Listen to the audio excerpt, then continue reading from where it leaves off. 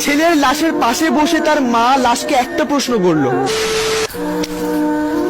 ছেলেটা দুটো চোখ লাল টসটস করছে, পানি খাচ্ছিল, পানিটা গলায় আটকে যাচ্ছিল, পানি গিলতে পারছিল না। মা ছেলের এই অবস্থা দেখে ছেলেকে জিজ্ঞেস করে, কি রে বাবা, তোর কি কোনো সমস্যা, ডিপ্রেশনে আছিস নাকি? মায়ের কথা শুনে ছেলেটা বলে, না মা, কোনো প্রবলেমের মধ্যে নেই, কোনো ডিপ্রেশনের মধ্যে নেই। আসলে কি হয়েছে, পিকনিক হচ্ছিল তো, তাই দুটো রাত জেগে অনেক আনন্দ করেছিলাম, এই জন্য চোখটা লাল হয়ে আছে। কিন্তু ছেলেটা তার মাকে কিভাবে বোঝাবে যে ছেলেটা প্রতিটা রাত মৃত্যুর সাথে লড়াই করছে? আসলে কি হয়েছে, ছেলেটা একটা মেয়েকে ভালোবাসে, আর খুব ভালোবাসে। মেয়েটাও ছেলেটাকে ভালোবাসে। ছেলেটা ভালোবাসার এমন পর্যায়ে চলে গেছে, সে তার ভালোবাসাকে নিয়ে অহংকার করা শুরু করে দিয়েছিল। ছেলেটা তার বন্ধু বান্ধব, আত্মীয় স্বজন, পাড়াপড়শি, বড় ভাই ব্রাদার সবার কাছে যে তার ভালোবাসার কথা বলতো, আর বলতো সে যে মেয়েটাকে ভালোবাসে, সে মেয়েটা কখনো তাকে ছেড়ে যাবে না, কোনো দিনও তাকে ছেড়ে যাবে না। তারপর ছেলেটা যে মেয়েটাকে ভালোবাসতো, সে মেয়েটা মাঝে মাঝে মজা করে ছেলেকে বলতো, আচ্ছা আমাকে যদি কেউ কখনো স্পর্শ করে তাহলে তোমার কেমন লাগবে? ছেলেটা কোনো কথা চিন্তা না করে বলে ফেলতো, আমি মরে যাব। তারপর যখন মেয়েটা বলতো, আচ্ছা আমার যদি কখনো অন্য জায়গায় বিয়ে হয়ে যায় তখন তোমার কেমন লাগবে? তখন ছেলেটা বলতো, যে রাত্রে তোমার শরীর থেকে লাল শাড়ি খোলা হবে সেই রাত্রে আমাকে সাদা কাফন পরানো হবে। ছেলেটার মুখ থেকে এসব কথা শুনলেই তার প্রেমিকা তাকে ঠাস করে একটা থাপ্পড় দিত, আর বলতো, এইসব কথা যদি তুই কোনোদিন বলিস না তাহলে কিন্তু তোর একদিন কি আমার একদিন, পাগল একটা, দ্বিতীয়বার যেন তোর মুখে এইসব আবল তাবল কথা আর না শুনি। তখন ছেলেটা বলতো, আচ্ছা শুনবা না, আর কখনো এরকম কিছু করবো না, শুধু তুমি আমাকে ছেড়ে যেও না। মেয়েটা ছেলেটাকে বলতো, তুমি পাগল একটা। তারপর যখন তাদের প্রেমের সম্পর্ক 3 বছর পার হয়ে যায়, হঠাৎ করে মেয়েটার পরিবার মেয়েটার জন্য পাত্র খুঁজতে শুরু করে, মেয়েটার বিয়ে দেওয়ার জন্য। আর এইসব কথা শোনার পর ছেলেটা ছটফট করা শুরু করে দিল।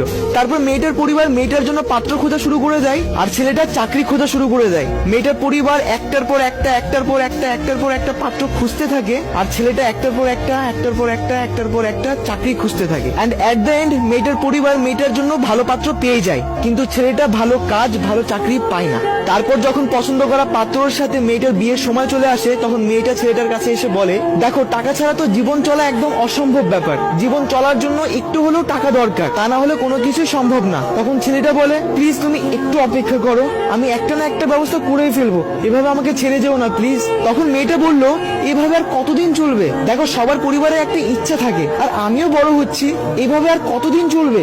তখন ছেলেটা বারবার রিকোয়েস্ট করে কান্না করে বলল, প্লিজ ছেড়ে যেও না, একটা না একটা ব্যবস্থা করে ফেলবো, একটু অপেক্ষা করো, একটু ধৈর্য ধরো। কিন্তু মেয়েটা ধৈর্য ধরে না, তার পরিবারের পছন্দের পাত্রর সাথে বিয়েতে রাজি হয়ে যায়। তারপর বিয়ের ডেট তারিখ ঠিক হলো, বিয়ের দিন চলে আসলো। যে রাত্রে মেয়েটাকে হলুদ শাড়ি পরানো হয়, সেই রাত্রে ছেলেটা নানান রকম নেশা করতে ব্যস্ত।